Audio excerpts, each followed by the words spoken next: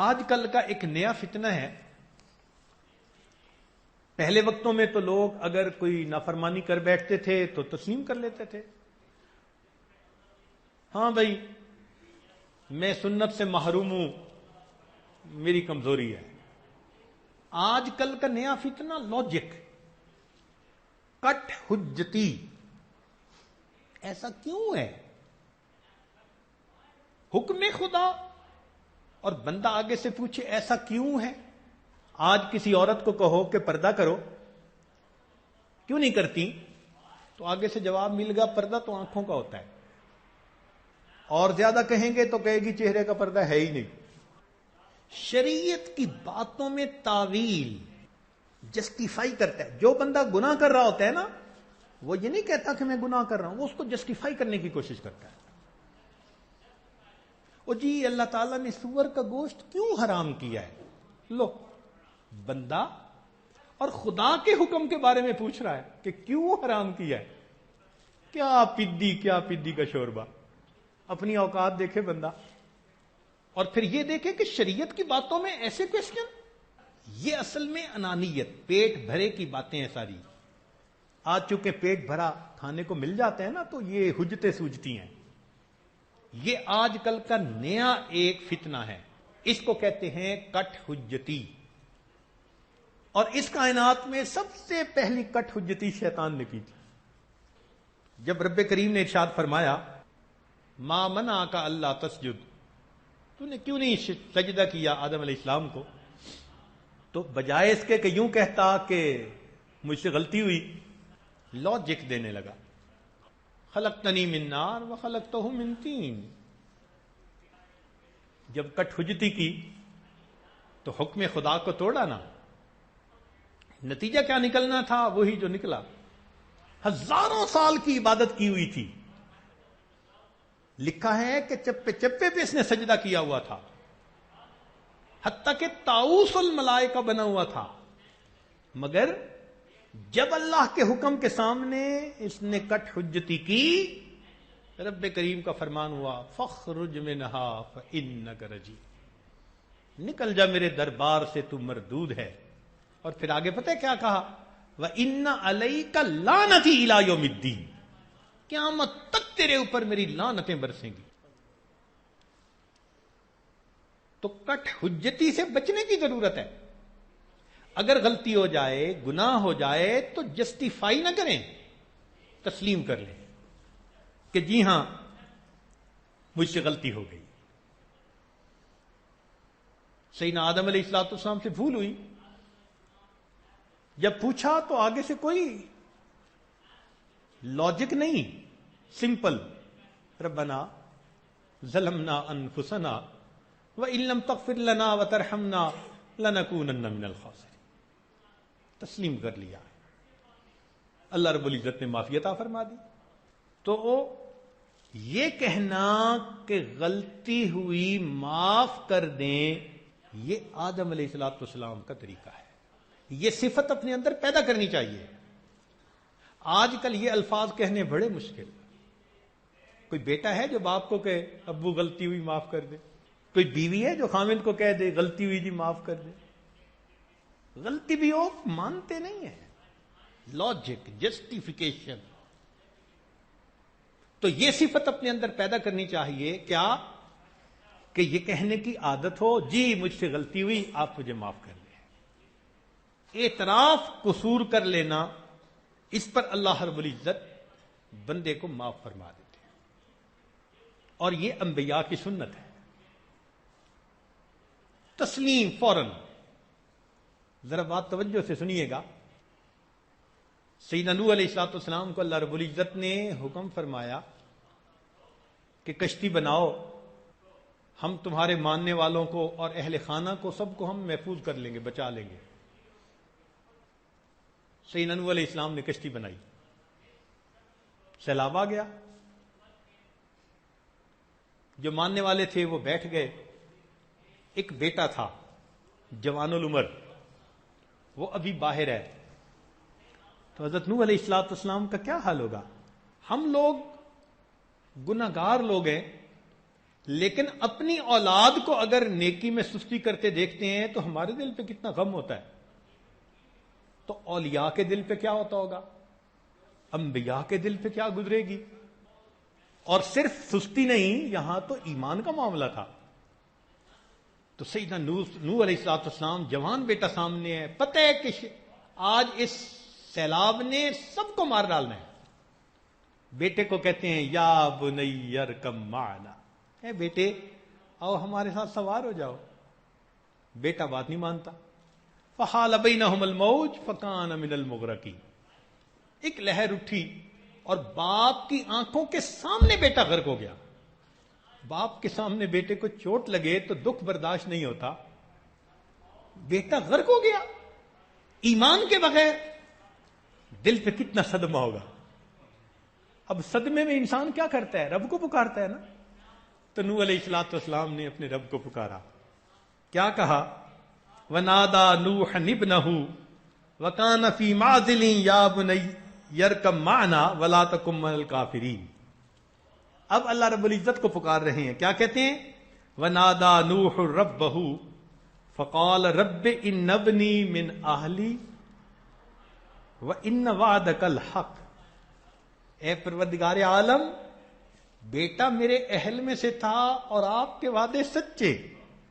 وَأَنْتَ أَحْكَمُ الْحَاكِمِينَ. اب اس کا جواب پتہ کیا ملا, رب کریم کی طرف سے ارشاد ہوا, قال یا نوح انہ لیس من اہلک انہ عمل غیر صالح. اے نوح علیہ السلام, وہ آپ کے اہل میں سے نہیں تھا, اس کے اعمال برے تھے, ہم نے آپ کے اہل میں سے ہی اس کو نکال دیا. اور آگے پتہ کیا بات کی, فرمایا فلا تسألن ما لیس لک بہ علم. جس چیز کا علم نہیں آپ اس کے بارے میں مجھ سے سوال نہ کریں. انی اعیذک ان تکون من الجاہلین. نصیحت کرتا ہوں جاہلوں والی باتیں نہ کرو. اللہ اکبر, اللہ کے پیغمبر ہیں اور خدا کا وعدہ ہو چکا کہ میں بچاؤں گا, اور اتنی سی بات کرتے ہیں کہ اللہ میرا بیٹا میرے اہل میں سے تھا, آپ کے وعدے سچے. اتنی سی بات کرنے پہ دیکھو کیا خطاب ہوا. اے نوح علیہ السلام, ہم آپ کو نصیحت کرتے ہیں, جہالت کی بات ہمارے ساتھ مت کیجیے. جب اللہ کی طرف سے یہ خطاب ہوا تو نوح علیہ السلام نے آگے یہ نہیں کہا کہ اللہ تو وعدہ تھا, نہیں, فوراً کیا کہا, قال رب انی اعوذ بک ان اسألک ما لیس لی بہ علم والا تغفر لی وترحمنی اکن من الخاسرین. یہ تسلیم ہوتی ہے. اللہ اکبر کبیرہ. بندگی سیکھنے کی ضرورت ہے. ہم یہ تو جانتے ہیں اللہ رحمان ہے, اللہ رحیم ہے, اللہ غفار ہے, سلام ہے, فتاح ہے, معز ہے, ودود ہے, ولی ہے, عفو ہے, رؤوف ہے اور کریم ہے. یہ بھی پتہ ہونا چاہیے وہ جبار بھی ہے, وہ قہار بھی ہے, وہ قابض بھی ہے, وہ خافض بھی ہے, نیچے گرا دینے والا, وہ مذل بھی ہے, عزت والوں کو ذلت دے دینے والا, وہ دور بھی ہے, نقصان پہنچا دینے والا, وہ منتقم بھی ہے, انتقام لینے والا بھی ہے. فرماتے ہیں انا من المجرمین منتقمون. ایک جگہ فرماتے ہیں فلما آسفونا, جب انہوں نے ہمیں متاسف کر دیا, ہمارے حکموں کو نہیں مانا, فانتقمنا منہم, ہم نے ان سے انتقام لیا. اللہ اکبر. اللہ رب العزت کسی بندے سے انتقام کا ارادہ کر لے, پھر بندے کا کیا بنے گا. وَمَن يُهِنِ اللَّهُ فَمَا لَهُ مِن مُكْرِمٍ. جسے اللہ ذلیل کرنے پہ آتا ہے اس کو عزت دینے والا کوئی نہیں ہوتا.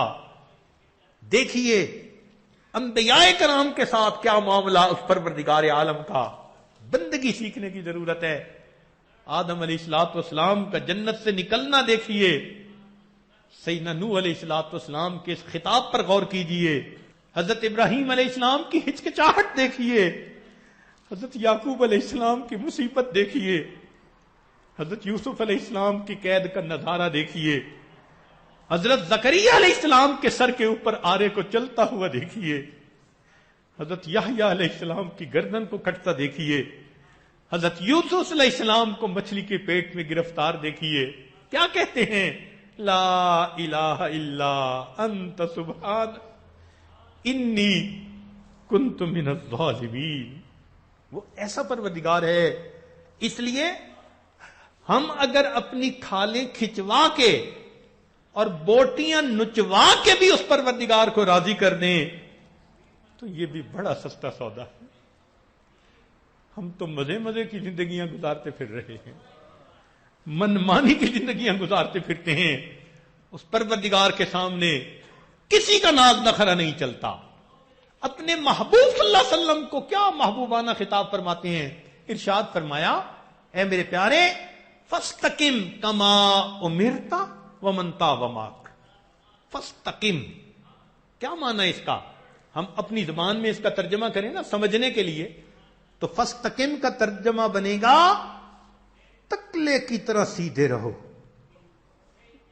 فاستقم کیا معنی؟ تکلے کی طرح سیدھے رہو. ومن تاب معک، اور جو آپ کے ہاتھ پہ توبہ طائب ہوئے وہ بھی سیدھے رہے. اللہ اکبر. ان مقدس ہستیوں کو یہ خطاب ہے. ہم کس کھیت کی گاجر مولی ہیں بھائی؟ ہماری کیا اوقات ہے کہ ہم اللہ کے حکموں کو توڑنے کی جرت کریں؟ حضرت اقدس تھانوی رحمۃ اللہ ایک جگہ فرماتے ہیں، قرآن کریم کی 2 آیتیں ہیں، ان کو پڑھنے کے بعد کوئی بندہ اپنے علم اور عمل پہ ناز نہیں کر سکتا. پہلی آیت، لَإِن شِئْنَا لَنَذْهَبَنَّ بِالَّذِي أَوْحَيْنَا إِلَيْكَ. اللہ فرماتے ہیں اگر ہم چاہیں تو جو ہم نے آپ کو علم عطا کیا ہم سب واپس لے لیں. جب اللہ تعالیٰ اپنے محبوب صلی اللہ علیہ وسلم کو یہ خطاب فرماتے ہیں تو کوئی اپنے علم پہ ناز کر سکتا ہے؟ اللہ تعالیٰ اپنے حبیب صلی اللہ علیہ وسلم کو فرماتے ہیں، لولا ان ثبتناک، ہم اگر آپ کو ثابت قدمی نہ عطا کرتے، لقد کدت ترکن الیہم شیئا قلیلا، پھر کیا ہوتا؟ اذ لاذقناک ضعف الحیات وضعف الممات ثم لا تجد لک علینا نصیر. قرآن کے یہ الفاظ پڑھتے ہیں، ترجمہ کرنے کی ہمت نہیں ہوتی. اے اللہ، جن کی وجہ سے آپ نے کائنات کو بنایا ان کو آپ یہ فرماتے ہیں، آپ کتنے عظیم ہیں. اللہ اکبر کبیرہ. جی نبی علیہ الصلوۃ والسلام کی بیویاں جو محبوب خدا ہیں، اللہ رب العزت ان کو خطاب فرماتے ہیں، یا نساء النبی من یأت منکن بفاحشۃ مبینۃ یضاعف لها العذاب ضعفین وکان ذلک علی اللہ یسیرا. دگنا عذاب دیں گے ہم تو.